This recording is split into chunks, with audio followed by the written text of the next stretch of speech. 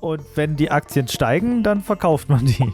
Ach, keine Ahnung. Hey, nee, keine Ahnung. Ich finde das. Bin kein Broker. Nee. Bin nur broke. Stardew Valley, Stardew Valley, Stardew Valley, Stardew Valley, Butch Bob, Butch Bob, Butch Bob, Butch Bob, Stardew Valley, Stardew Valley.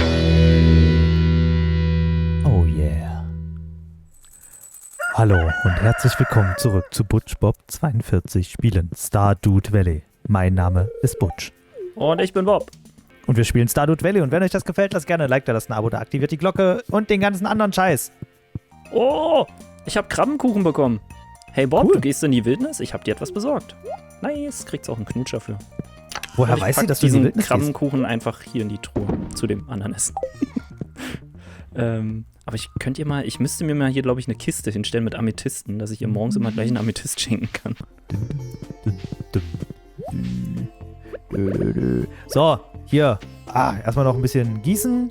Hier, wir wollen ja, dass nochmal große Dings entstehen. Wir wollen große Melonen. Wir wollen mögen große Melonen. So, ich schneide jetzt mal hier wieder ein bisschen was. Schneider mal was. Und zwar aus Eisenbarren wird eine so eine Ritterrüstungsbrustplatten-Dings. Aus Eisenbarren wird Zweisenbarren. Ich will auch was schneidern. Dann brauchst du Stoff und Schnaps. Du brauchst Stoff und Schnaps. Das verstehe ich nicht. Wenn deine Alte schneidern will, kein Problem. Dann komme ich vorbei. Ich komme nicht allein. Denn ich habe Stoff und Schnaps. Oh mein Gott, was? Kennst du nicht? Stoff und Schnaps kennst du doch wohl. Nein, Nicht? glaube ich nicht. Oder es gehört in die Kategorie Dinge, die ich verdrängt habe. Ich überlege gerade, wie alt das jetzt aber mittlerweile schon ist. Ist Das schon muss so alt. locker 10 Jahre oder so alt Schon sein, alt, würde ich definitiv. behaupten. Wie heißen die denn? Lil Flex und Ronny oder keine Ahnung, so irgendwelche Niederländer, So klingt's auch. die halt so. Ja, also die machen das schon so ein bisschen ironisch, würde ich behaupten. Vielleicht Würde ich aber auch so Moneyboy-ironisch, weiß ich nicht. Ich mag Moneyboy. Ja, die machen halt so Quatsch, Rap-Dings, keine Ahnung. Das ist vollkommen okay. Wo dann halt so ein Lied wie Stoff und Schnaps eben rauskommt. Ja. Wir haben keinen Stoff mehr. Hast du meinen ganzen Stoff weggemacht? Den ganzen Leinen weggemacht? Da kam ein Waschbär durchs Fenster und der hat das gemacht. So, Eier. Oh, Schmetterlinge. Cool. Eier. Ja. Oh, und wir müssen hier ein bisschen Zeug wieder Mal ansehen. verkaufen hier. Erstmal verkaufen. Verkaufen! Bob, was hältst du von Aktien? Abstand. Abstand. Richtig. Also, Mann, ich kann vielleicht bin ich einfach zu dumm für kann damit so Aktien, gar aber nichts ich habe anfangen. da nie Interesse dran gehabt. Das ist gut. Ich glaube, das ist ganz gut. Also, weiß nicht. Was macht man mit so einer Aktie? Ja, Außer du kaufst kaufen und dann eine irgendwann Aktie wieder verkaufen? und wenn die Aktien steigen, dann verkauft man die. Ach, keine Ahnung. Hey, nee, keine Ahnung. Ich finde das. Bin ich kein find das- Broker. Nee. Bin nur broke.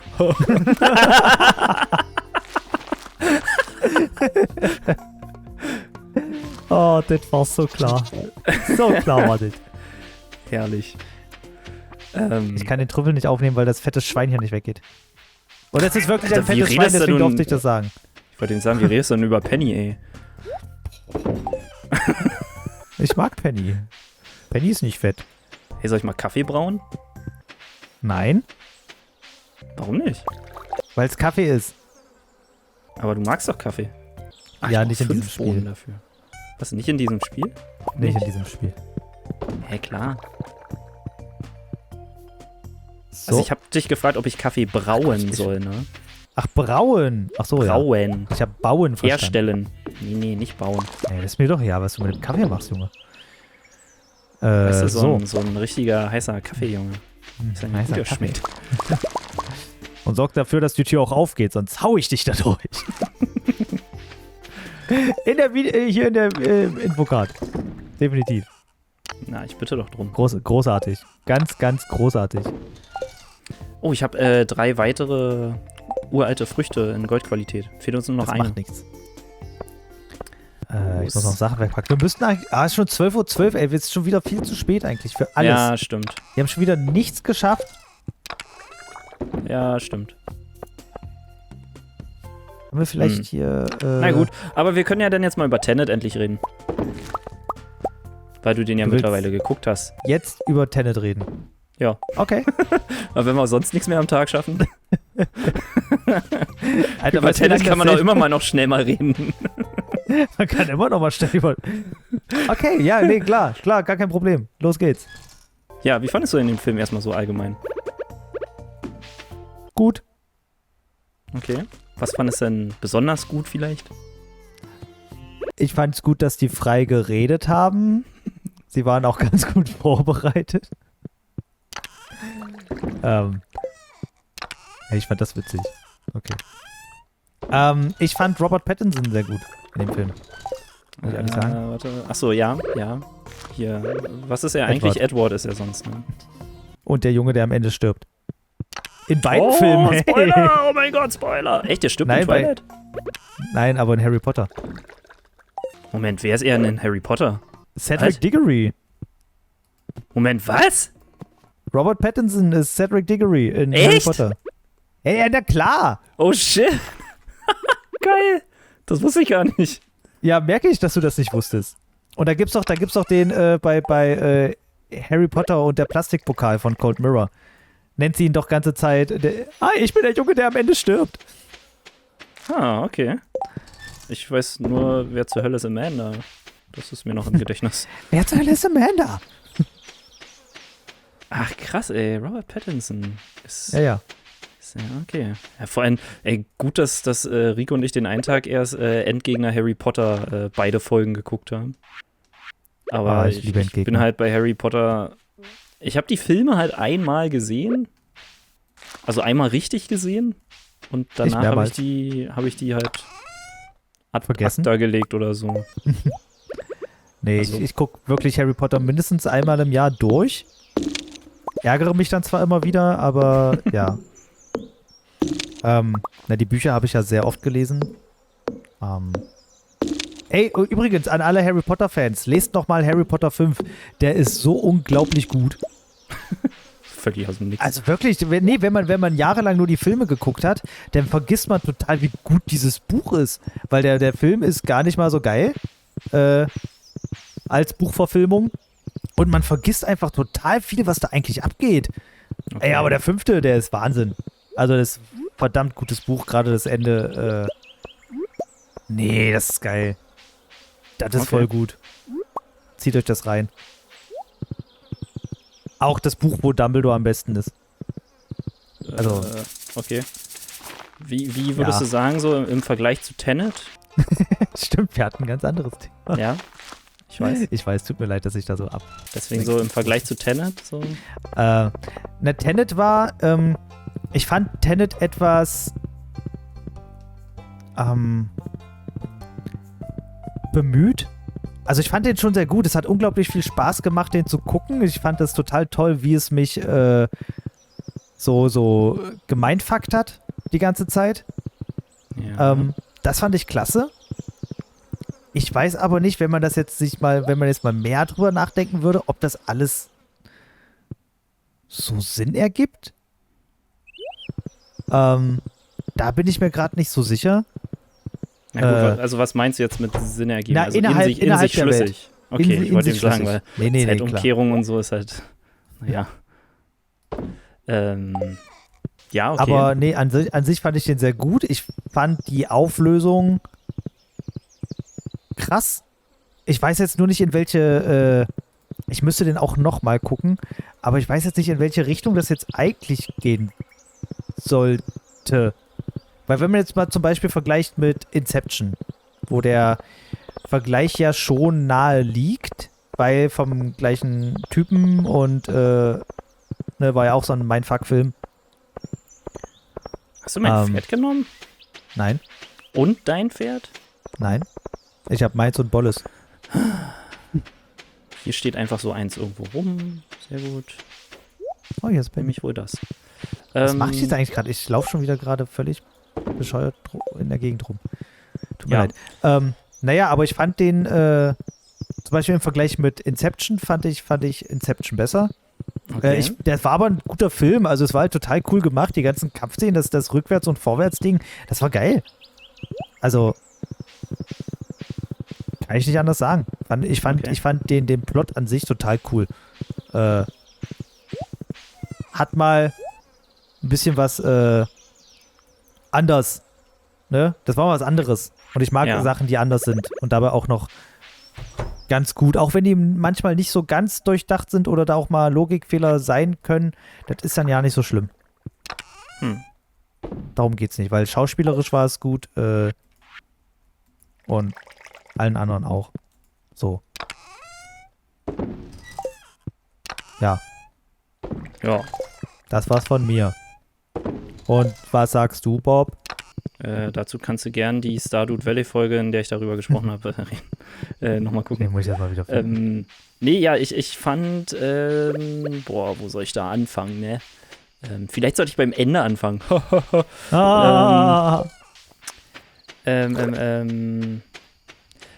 Ich muss sagen, ich glaube, als Nicht-Erwachsener würde ich mir diesen Film niemals angucken. Ich fand den am Anfang irgendwie oder auch mittendrin teilweise, habe ich mich öfter gefragt, wo führt dieser Film hin? Wo soll dieser Film gerade hinführen? Was ist das Thema? Was ist, ne? Also worauf soll ich mich gerade konzentrieren? Das fand ich ganz, ganz anstrengend, muss ich zugeben. Diese ganze Effektgeschichte mit dem Zeit invertiert und so fand ich hervorragend, Alter. Das war awesome. Also für das allein ist es für mich quasi der beste Film, den ich je gesehen habe. Dann muss man auch noch dazu sagen, Tenet ist der erste Film, bei dem ich echt überlegt habe, ein zweites Mal ins Kino zu gehen. Was ich noch nie vorher irgendwie überlegt oder getan hätte. Also ich habe es dann im Endeffekt nicht gemacht, einfach auch wegen Corona. Das ist einfach die falsche Epoche dafür. Aber allein deswegen, dann, den muss man definitiv, glaube ich, zweimal, dreimal, mehrmals gucken, um alles so richtig in sich aufzusaugen. Ja. Ich habe mir natürlich auch das CinemaSins Video angeguckt, also Everything Wrong with Tenet. Das war auch ziemlich gut gemacht. Sind mir natürlich auch wieder ein paar Sachen dann aufgefallen, die mir während des Guckens nicht so aufgefallen sind und so. Ich fand ihn zwischenzeitlich manchmal ein bisschen langatmig. Ja, tatsächlich. Aber ich habe wilder Köder. 10 Stück. Nice. Aber nicht schlimm langatmig. Also der hätte, glaube ich, sogar noch länger gehen können. Also ich habe mich trotzdem die ganze Zeit so unterhalten gefühlt. Aber eben durch dieses, was ich am Anfang meinte, wo führt dieser Film hin? Also es hat irgendwie für mich ewig gebraucht zu raffen. Okay, dieser eine Typ will irgendwie hier diese Bombe zünden und so und das war am Anfang, dachte ich mir so, aber ja. Nee, deswegen, super Film, guckt den euch unbedingt an, mega gut. Muss man sich halt drauf einlassen. Also es ist jetzt nicht so ein stinknormales, einfaches Popcorn-Kino, sag ich mal. Nee, auf gar keinen Fall. Auf gar keinen Fall. Ist aber auch wiederum nicht krass intellektuell anspruchsvoll, aber es ist einfach, man muss halt aufpassen in dem Film, sag ich mal. Genau. Also, den guckt man jetzt nicht so nebenbei. Ja. Ja, das ist mein Review zu Tenet. Ja, das ist halt interessant, das macht Spaß zu gucken. Das ist wie gesagt, mal was anderes. Aber das war ja bei Inception auch schon so. Der war ja auch vor allem visuell total anregend. Also das war ja klasse, was sie da für Kulissen sich geschaffen haben und so. Und auch wo die Stadt denn quasi sich einmal aufeinander klappt und so eine geilen Szene. Also das war halt der Hammer. Oder auch Joseph Gordon-Levitt wieder da durch das Hotel sich da kämpft und die ganze Zeit schwebt und so. Das ist der Hammer, also wirklich. Das sieht so gut aus. Das macht halt Christopher Nolan, ne? Der macht halt so ja, stimmt. So ein Zeug. Der macht schon krasse Filme. Das war erst der erste Tag, oder? Ja, ne? Ja, wir brauchen immer eine gerade Anzahl am Ende. Genau. So merke ich mir das nämlich jetzt auch immer. Außer es kommt mal irgendwann so ein Event, wo wir dann wieder das verschoben haben. So, ich wurde wieder nicht gefragt. Ich auch nicht. Aber ich frage jetzt mal jemand anderes. Am Telefon. Hey, hier ist Robin. Bla bla bla. So, Butch. Ich habe gerade Holz von Robin bekommen, weil die nämlich noch ganz schön viel Holz vor der Hütte hatte. Wow. Hier hast du einen Amethyst. Ich bin heute früh aufgestanden und habe die Pflanzen für dich gegossen. Ich hoffe, das macht deinen Job heute ein wenig einfacher. Ich habe auch das Wasser für Schrödinger aufgefüllt. Ja, sehr gut. Eine sanfte Brise weht heute Bergluft durch das Tal. Es riecht nach frischer Kiefer und Salbei. Knutsch. Post. Pizza. Von Shane. Cool. Der weiß, was ich mag. Alter, ich habe auch noch Pizza da und ich überlege echt, ob ich die heute esse. Das kann ich nicht machen. Was? Kannst du nicht machen? Nee, kann ich nicht machen, weil Warum nicht? Man plant ja so ungefähr, für wann ist welches Essen so und. Ach so. Heute wird bei uns, warte mal, ich glaube bei uns sind heute Paprikaschoten dran, also so gefüllt mit Hack schön. Oder, ja, ich denke mal mit Hack. Vielleicht auch noch mit Couscous oder Beiben oder was weiß ich. Aber ich bin gar nicht so ein Couscous-Fan, muss ich ehrlich sagen. Oh, ich finde Couscous ist irgendwie nicht allein Couscous durch die einfache Zubereitung finde ich super. Nee, ich mag Wasser, warm, fertig. Ja, ich weiß, aber irgendwie, nee. Vielleicht hat es auch noch nicht keiner richtig gut gemacht. So, für mich. Dann hast du wohl noch nie richtig guten Couscous gegessen. Das kann aber wirklich sein. Nein, das kann wirklich sein. Manchmal passt mir auch passiert. Jetzt ist es mir auch passiert. Hat er nicht gemacht. Hat er doch gemacht. Ja gut, aber bei dem ist ja nicht so schlimm. Oder? Bei der Sonnenblume? Na, Sonnenblumen sind Blumen und kein Gemüse. Das stimmt. So wie Fische halt auch Freunde sind und kein Futter. Das stimmt. Habe ich jetzt noch irgendwas dabei, was ich hier jetzt gerade nicht... Ich habe noch Sonnenblumensaat. Wo kommt denn die Saat eigentlich rein? Ja, in die Erde kommt die rein. Ach so. So, was können wir hier noch verkaufen? Plupp, plupp. Ja, okay. Hier nicht, da nicht, dort nicht. Hier kann auch eine hin. Plupp. So. Noch irgendwo. Sieht alles drüben noch aus. Na, hier bei den Melonen. Guck mal. Nee, mach da nichts mehr hin. Warum nicht? Ja, warum? Dann müssen wir gießen. Kein Bock zu gießen. Ich kann auch neben den Dings machen. Achso, wenn da noch Platz frei ist. Ja, ist doch hier. Ja, dann mach doch. Deswegen sage ich das doch. So, was habe ich denn hier nach? Ist übrigens noch eine Riesenmelone, ne?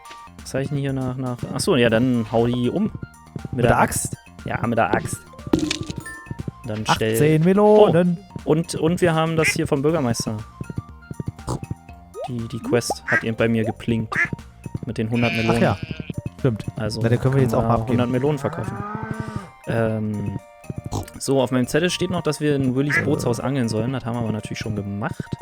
Habe ich nicht weggestrichen. Ja. Oh. Haben wir jetzt noch ganz viele Melonen?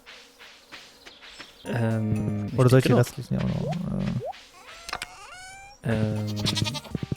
Ich habe hier noch ein riesen Thema auf dem Zettel stehen. Das würde ich vielleicht erst in der nächsten Folge anschneiden wollen. So groß, ja? Ja. Ich überlege gerade.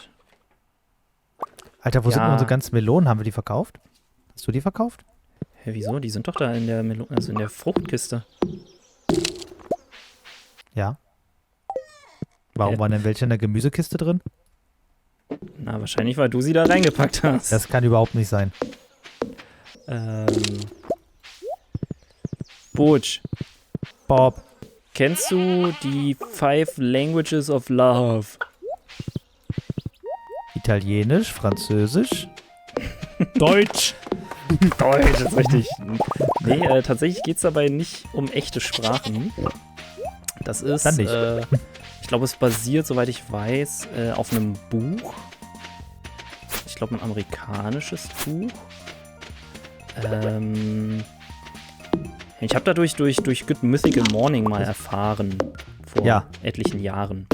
Und da gibt es quasi so einen Test, einen Online-Test, sag ich mal. Ist jetzt aber nicht so ein, hey, welcher Stardew Valley-Charakter bist du oder sowas? Teste dich.de. Sondern schon ein bisschen seriöser, ein bisschen vernünftiger. Okay. Und da geht es darum, also es wird quasi, die Hypothese ist, dass jeder eine andere Liebessprache hat. Zum Beispiel fände ich das total geil, wenn du nicht ständig mein Pferd klauen würdest. Hab ich nicht. Doch, Mann. Nein, ich hab nicht dein Pferd. Ach komm. Naja, egal. Und da geht's dann so in dem Test, also dir werden dann halt so immer Fragen gestellt und es gibt halt angeblich 5 dieser Sprachen. Okay. Oder ich würde es mal Ausprägungen nennen. Ich finde das mit Sprachen irgendwie komisch. 5 Ausprägungen, wie du quasi deine Liebe anderen gegenüber zeigst. Und da gibt es dann, also ich kann ja mal meins sagen, so völliger Seelenstriptease hier.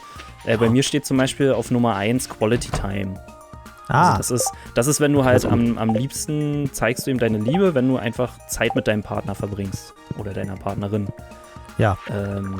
Dann habe ich, man glaubt es, genau, Partny.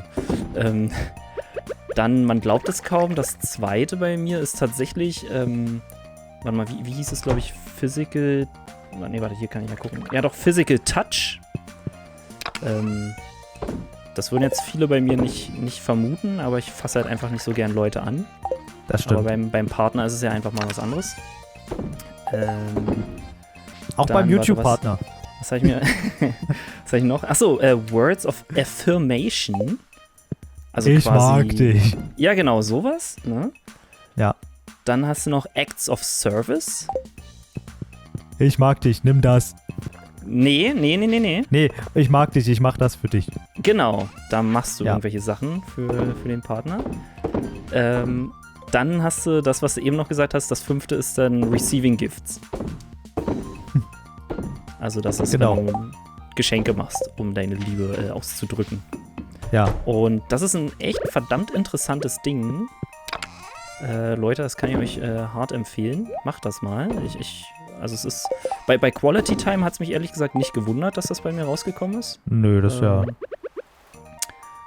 Physical Touch hat mich dann doch ein bisschen gewundert, aber gut, ja.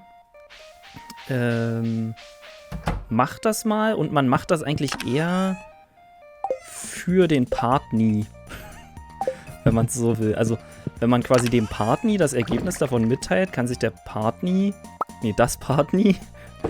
quasi ja besser auf einen selbst einstellen. Ja. Weißt du? Und, das ist schon nicht schlecht. Das ist mega interessant und das, jetzt habe ich doch die Schilder hier. Naja, egal. Das ist mega interessant und ich würde behaupten, das ist für jede Beziehung gar nicht so verkehrt, wenn man das mal macht, mal nachguckt, mal bespricht, keine Ahnung. Ja, vor allem auch für sich selber, das mal rauszufinden, ne? Was ist denn eigentlich, worum geht es mir eigentlich in einer Beziehung oder was brauche ich in einer Beziehung? Ja, genau. Und dann halt, wenn der andere das eben dann auch macht, ne, und so. Und achso, und so wie ich es eben übrigens aufgezählt habe, so ist bei mir das Ergebnis dann auch rausgekommen. Ah ja. Also ich finde zum Beispiel Receiving Gifts ist bei mir halt ganz unten mit sehr wenig Prozenten. Ich krieg schon gern Geschenke, aber ich bin jetzt nicht so einer, also weiß ich nicht, das kennt man doch so klischeehaft aus Filmen, dass Männer zum Beispiel Frauen Geschenke machen, so dass sie, also weil sie sich dann irgendwie irgendwas davon erhoffen. So Sims quasi. Oh, was ich immer ganz schlimm finde, ist, wenn so Leute, es wird auch öfter mal in Serien irgendwie dargestellt oder es gibt auch so ich habe auch schon auf Instagram so Posts gesehen, wo dann Leute ihren Verlobungsring irgendwie zeigen und dann irgendwie drunter steht, ey, mit so einem kleinen Stein oder so ein kleiner Verlobungsring, so, da hätte ich aber Nein gesagt und so weiter. Boah, ne? Was? Wo ich mir denke, was? Warum? Alter. Also es geht dann wirklich darum, der Stein, das muss schon so richtig bling-bling sein, weißt du? Und das muss halt ein richtig teures Ding sein. Ey, aber gucken wir uns mal den größten Teil der den größten Teil der Weltbevölkerung an. So, ey, wir haben kein Geld, um irgendwas zu kaufen. Kannst froh sein, dass überhaupt noch jemand heiraten möchte. Ja. Alter, sowas kann ich nicht verstehen. Mega krass, ey, sowas, ja. Oder das Geld für den von mir einfach irgendwann hier dieses Meerjungfrauen-Amulett. Ey, habe ich auch schon Posts gesehen. Habe ich schon Posts gesehen. Habe ich tatsächlich schon Posts gesehen, wo Leute das gemacht haben. Echt? Nice. Ja. Finde ich gut. Finde ich richtig gut. Nee, es wird dann immer so Geld für den Partner ausgeben, wird dann gleichgesetzt mit Wert der Liebe. Also je größer der Wert des Geschenks ist oder des Produktes ist, desto größer ist die Liebe. Und ich denke mir so, was stimmt denn mit euch nicht? Aber das kann man auch so auf Eltern und Kinder, glaube ich, sogar beziehen, ne? Also manche Eltern haben ja auch diesen Eindruck, ey, wenn ich meinem Kind dem krassesten Scheiß irgendwie schenke, kaufe, was auch immer, dann drücke ich damit quasi meine Liebe zum Kind aus. Und ich mir denke, nee, ich glaube, nicht so. Du gibst dem Kind dann irgendwie ein komisches Verständnis von Geschenken und Geld und so. Ja, vor allem von Wert und von Liebe, weil das hat damit gar nichts zu tun. Ja. Oh Mann. Ja, nee, deswegen dieses Five Languages of Love oder so heißt das. Mach du das mal zum nächsten Mal, Butch. Ich mach das auch zum nächsten Mal. Würde mich mal interessieren. Ich wette, bei dir kommt auch Quality Time raus. Also zur nächsten Aufnahmesession oder zur nächsten Folge? Nee, das dauert ein bisschen länger tatsächlich. Siehste? Also was heißt länger? Es dauert ein paar Minuten. Aber das kannst du halt nicht so schnell mal zwischen den Folgen hier machen. Siehste. Also deswegen sage ich ja, es ist ein bisschen seriöser als diese komischen Fun-Quizzes, sage ich mal. Also es hat schon so ein bisschen Hand und Fuß. Oh, ich mochte aber auch immer, was ich total interessant war dieser, wie heißt das, Persönlichkeitstest. Wo das hier mit diesen 4 Buchstaben-Dings ist. Boah, sagt mir gar nichts. Oh, der ist so krass. Oh! Schick mir das. Das ist viel zu genau, viel zu treffend. Ich hasse das.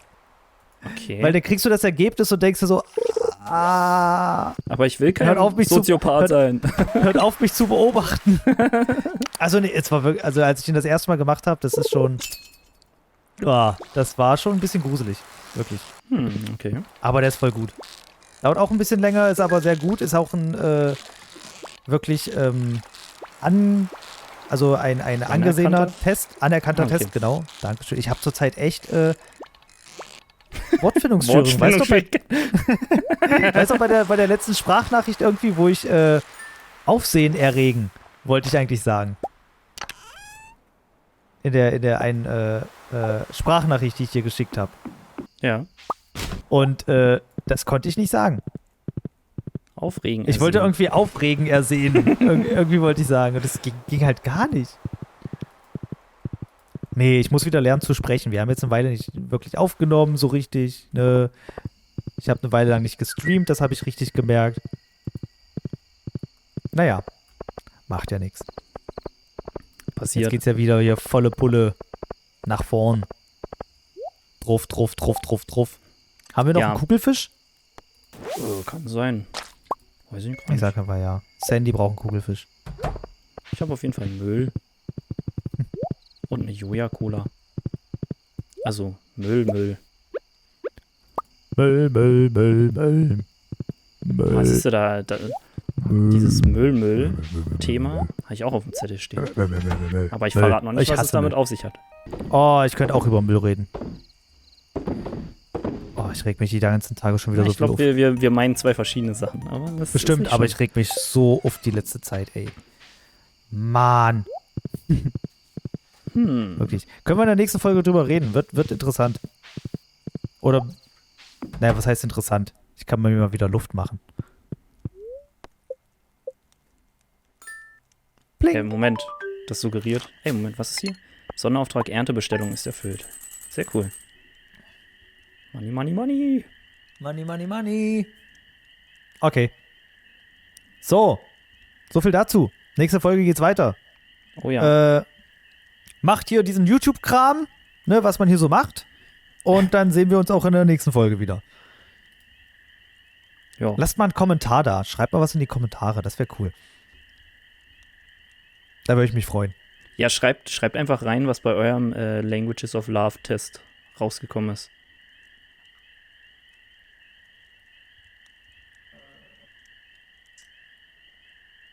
Genau, mach das mal. Ich wollte dir sagen, Butch, wir sind hier immer noch in der Abmoderation. Ja, ist ja richtig. Ist ja richtig. Machen wir auch gleich weiter. Okay. So. Tschüss.